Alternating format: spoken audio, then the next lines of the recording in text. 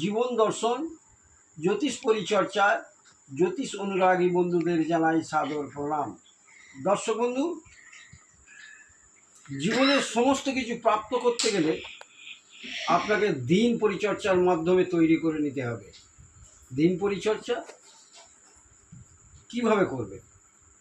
1 নম্বর, আপনি ঘুম থেকে ওঠার পর সোজা হয়ে বসুন আর মনে মনে নিজের হাতটা দেখতে দেখতে বলুন, জয় শ্রীহরি গোবিন্দ মুরারির জয় হোক। 3 বার বলার পর আপনি ডান পা খাট থেকে নামার সময় নিচে স্পর্শ করুন। দেখবেন ধীরে ধীরে আপনার মনের চিন্তাগুলো পূর্ণ হতে শুরু করেছে। তারপরে বাইরে মলমূত্র ত্যাগ করার পর যখন স্নান করবেন তখন শুধু এই জিনিসটা করতে থাকবেন।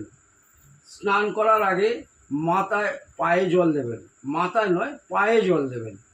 তারপর একটু কাঁচা হলুদ বালতির মধ্যে হলুদের রসটা দিয়ে তারপরে স্নান করুন।